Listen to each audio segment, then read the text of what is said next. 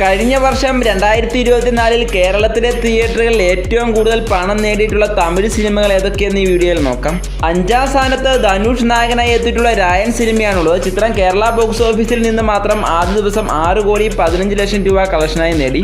4 വിജയ് സേതുപതിയെ നായകനാക്കി നിതിലൻ സ്വാമിനാഥൻ സംവിധാനം ചെയ്ത് ഒരുക്കിയിട്ടുള്ള മഹാരാജ എന്ന ചിത്രമാണ്. ചിത്രം കേരള ബോക്സ് ഓഫീസിൽ നിന്ന് മാത്രം ആദ്യ ദിവസം 6,90,00,000 രൂപ കളക്ഷനായി നേടി. 3ാമതായിട്ട് ദളപതി വിജയ് നായകനാക്കി വെങ്കട് പ്രഭു സംവിധാനം ചെയ്ത് ഒരുക്കിയിട്ടുള്ള ഗോട്ട് എന്ന സിനിമയാണ്. വിജയ് ചിത്രത്തിൽ ഡബിൾ റോളിലാണ് എത്തിയിട്ടുണ്ടായിരുന്നത്. ചിത്രം കേരള തിയേറ്ററുകളിൽ നിന്ന് മാത്രം 13,80,00,000 രൂപ കളക്ഷനായി നേടി. 2ാമതായിട്ട് ശിവകാർത്തികനെ നായകനാക്കി രാജകുമാർ പെരിയസ്വാമി സംവിധാനം ചെയ്ത് ഒരുക്കിയിട്ടുള്ള അമരൻ എന്ന സിനിമയാണ്. ചിത്രം കേരള തിയേറ്ററുകളിൽ നിന്ന് മാത്രം ഏകദേശം 14,80,00,000 രൂപ കളക്ഷനായി നേടി. 1ാമതായിട്ട് സൂപ്പർ സ്റ്റാർ രജനീകാന്തിനെ നായകനാക്കി TJ ജ്ഞാനവേൽരാജ് സംവിധാനം ചെയ്ത് ഒരുക്കിയിട്ടുള്ള വേട്ടയൻ എന്ന സിനിമയാണ്. ചിത്രം കേരള ബോക്സ് ഓഫീസിൽ നിന്ന് മാത്രം 17 കോടി രൂപ കളക്ഷനായി നേടി.